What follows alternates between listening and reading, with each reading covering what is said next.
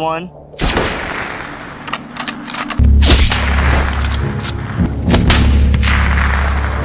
Halo semua, selamat datang di alur cerita film A4 Movie. Gimana kabar kalian hari ini? Semoga sehat selalu dan dimudahkan segala urusannya. Pada episode kali ini Mimin mau ngebahas alur cerita film yang berjudul American Warfighter yang dirilis pada tahun 2018. Ya udah, tanpa berlama-lama lagi, mari kita masuk ke filmnya. Semonggo.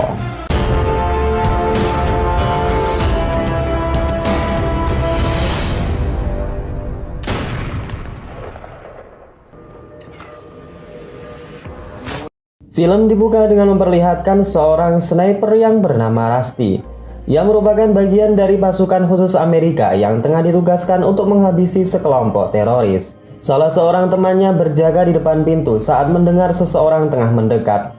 Rusty pun kembali terfokus dengan targetnya sampai ia pun berhasil menghabisinya.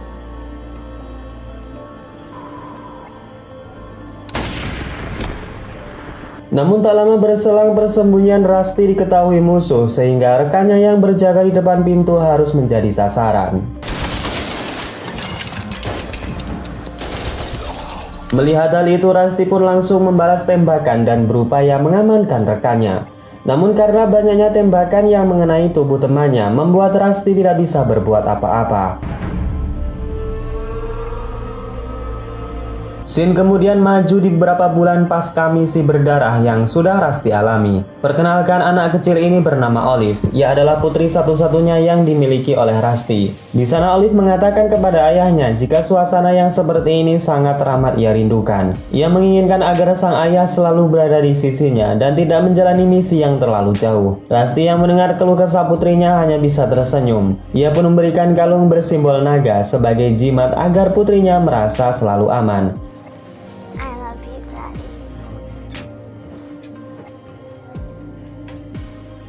Scene selanjutnya kita akan dibawa masuk ke dalam hutan belantara di mana beberapa bocah terlihat ketakutan lantaran ditahan oleh para penculik. Tidak dijelaskan lebih jauh buntut dan kronologi masalah ini. Namun yang jelas para bocah ini akan dijual dan dimanfaatkan organ tubuhnya. Aksi penculikan ini ternyata sudah diketahui oleh intelijen Amerika. Rusty dan pasukan khusus Amerika ditugaskan untuk menghabisi para penculik dan menyelamatkan anak-anak yang akan dijual. Rusty yang bertindak sebagai sniper segera melaporkan kepada rekan-rekannya jika target sudah berada di depan mata. Pasukan lain kemudian mulai bergerak dan membagi tugas. Di antara mereka ditugaskan untuk menghabisi para komplotan ini yang sekarang tengah menyembunyikan berkilo-kilo narkoboy. Para mafia ini tidak sadar jika sudah diawasi oleh pasukan khusus Amerika. Salah seorang anggota mafia juga tiba-tiba menghilang dan mereka pun mulai was-was.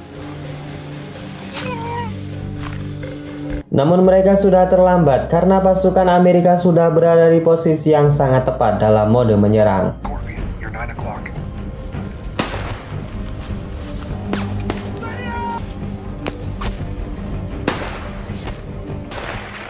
Para mafia ini pun kewalahan saat beberapa peluru menghantam tubuh mereka masing-masing. Salah seorang mafia rupanya membawa kamera yang langsung terhubung oleh rekan-rekannya.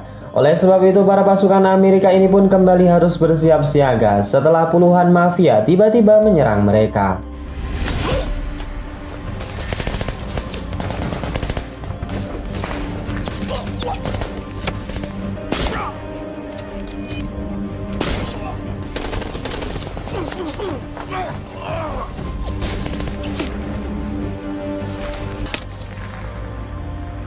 Pasukan Amerika yang tidak menduga dengan bala bantuan yang datang dari sisi pasukan musuh membuat kondisi berbalik arah. Kini pasukan Amerika tewas satu persatu dan hanya menyisakan Rusty seorang diri. Melihat hal itu, Rusty pun tidak ada pilihan lain. Ia pun memberanikan diri dan berniat untuk menyelamatkan gadis kecil yang disandra hidup-hidup. Namun anehnya si gadis tersebut menolak untuk diselamatkan dan beberapa mafia yang datang langsung memberondong tubuh Rusty hingga ia pun tewas.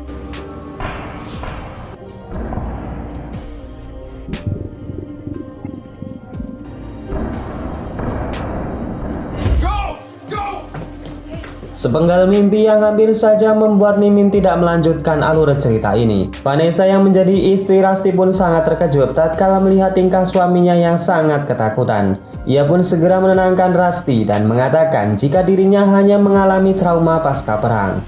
Rasti yang teringat dengan kematian rekannya dulu pun kembali menangis. Ia pun merasa bersalah karena tak mampu menyelamatkan rekannya. Suara tangis Rasti pun didengar oleh Olivia. Ia pun segera memeluk ayahnya agar Rasti lekas membaik.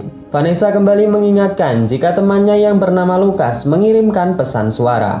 Rasti yang tidak percaya jika temannya masih hidup buru-buru mengecek ponselnya. Dan alhamdulillahnya ternyata Vanessa benar dan Rasti pun baru ingat jika misinya kemarin sudah mereka selesaikan.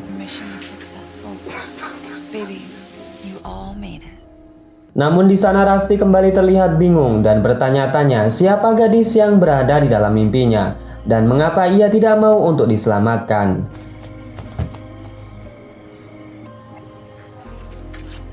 Scene kemudian menunjukkan waktu keesokan harinya di mana keluarga kecil ini pergi untuk mengunjungi ulang tahun anak dari rekan Rasti. Sampai di sana mereka pun langsung disambut oleh Casper dan juga yang juga menjadi rekan satu tim Rasti. Mereka bersukaria karena dalam satu momen mereka dapat berkumpul dengan keluarga mereka dalam satu tempat yang sama. Rasti dan Lukas terlihat dalam obrolan pribadi. Di sana Lukas mengingatkan kepada rekannya jika Rasti membutuhkan bantuan medis agar traumanya lekas sembuh. Tak lama berselang saat tengah asik-asik bercengkrama, para pasukan ini pun tiba-tiba dikagetkan dengan sebuah pesan dari ponsel mereka masing-masing secara bersamaan. Dari raut muka yang tiba-tiba berubah, kita bisa menebak jika sekali lagi para pasukan ini kembali ditugaskan dalam misi yang berbahaya. Begitupun dengan para kaum istri mereka yang kembali dihantui oleh kekhawatiran lantaran harus berpisah dari suaminya dalam jangka waktu yang tidak bisa ditentukan. Scene kemudian menunjukkan di mana Rasti hendak pergi menjalankan tugas negara. Di sana Rasti berpesan kepada Olive agar selalu melindungi ibunya selama Rasti pergi. Olive pun kembali memberikan kalung jimat naganya dan berharap Rastilah yang akan aman ketika di medan pertempuran nanti. Begitu juga dengan Vanessa, ia yang semula marah kembali mengikhlaskan suaminya untuk pergi. Dan di sana Rasti pun berjanji entah bagaimanapun caranya ia akan kembali dalam keadaan selamat. Scene film lalu menunjukkan di mana para pasukan ini sudah berada di pangkalan militer Amerika yang berada di negara Bahrain. Di sana Pop sebagai kapten mengatakan jika mereka akan diterjunkan dalam misi Delta di negara Iran. Dan misi ini akan lebih berbahaya dari misi-misi yang sebelumnya mereka jalankan. Tak lama berselang sang senior intelijen Amerika pun datang. Ia menjelaskan jika misi mereka adalah misi pengintaian yang berkaitan dengan pasukan teroris. Dalam misi ini mereka harus menyelamatkan 4 orang intelijen Amerika yang sudah kehilangan kontak semenjak 4 hari yang lalu. Dan entah bagaimanapun caranya, 4 orang tersebut harus berhasil diselamatkan karena membawa sejumlah informasi yang sangat penting.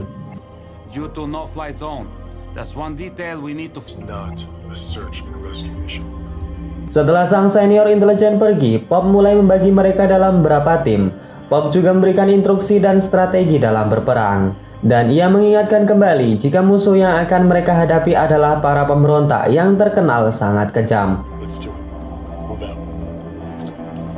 Tibalah hari keberangkatan di mana 7 orang ini terbagi menjadi beberapa tim untuk memulai misi pengintaian.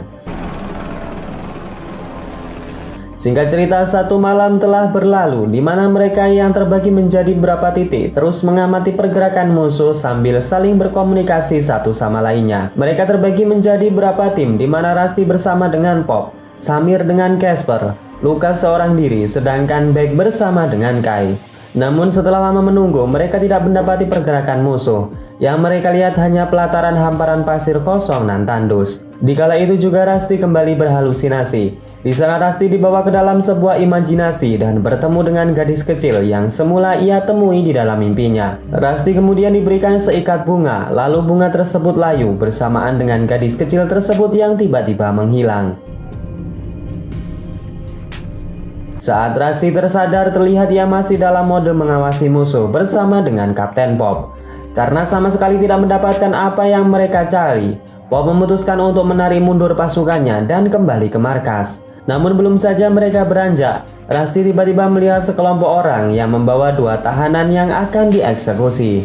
Melihat hal tersebut, Pop kembali memberikan instruksi kepada pasukannya untuk bersiap dalam posisinya masing-masing karena mereka akan melakukan sebuah penyerangan. Serangan dimulai tatkala Pop memutuskan untuk lebih mendekat ke posisi musuh, sedangkan Rusty bertindak sebagai sniper menghabisi satu persatu musuh.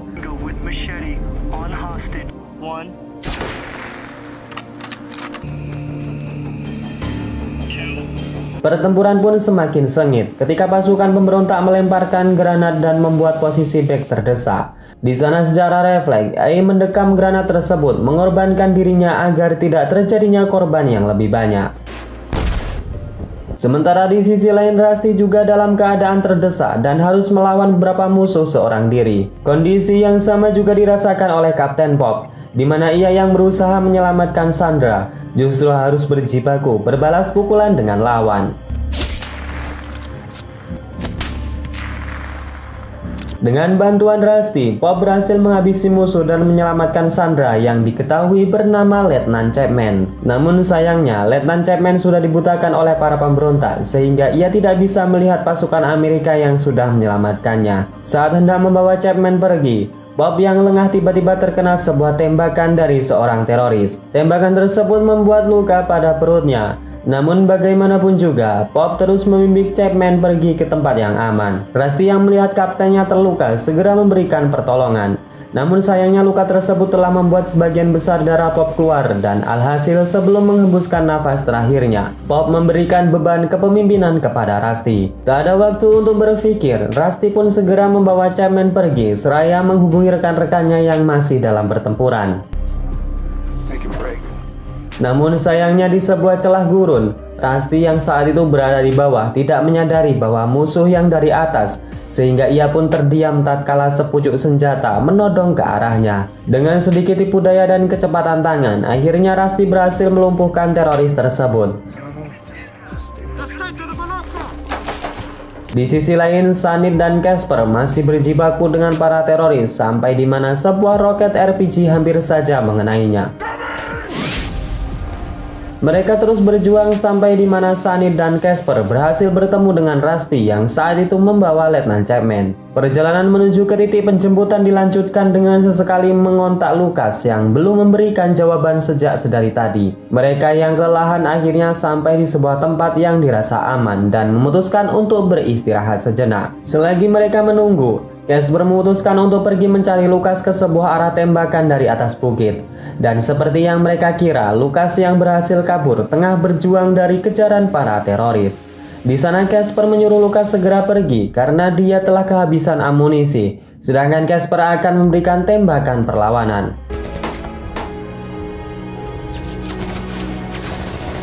Setelah bertemu dengan Rusty, Lucas yang terluka parah segera diobati. Di sana Rusty menyuruh Lucas segera pergi menyusul Sunny yang tengah pergi ke titik penjemputan bersama dengan Letnan Chapman. Sedangkan ia sendirilah yang akan menolong Casper yang kala itu sudah dalam posisi terdesak. Meskipun Rusty telah datang, keadaan tidak berubah sama sekali. Casper yang tak ingin temannya mati menyuruh Rusty segera pergi dan meninggalkan dirinya sendiri.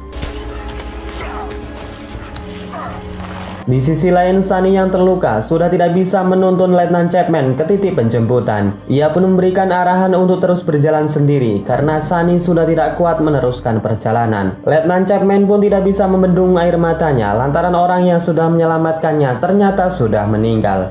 Hal yang sama juga terjadi pada Rusty dan juga Lucas. Di sana Rusty yang tak meninggalkan Lucas harus terkepung musuh dan mereka pun tidak bisa berbuat apa-apa. Dikala itu juga pandangan Rusty tiba-tiba melebur. Ia kembali dibawa ke alam bawah sadarnya dan bertemu dengan sosok gadis kecil yang tempo lalu hadir di dalam mimpinya.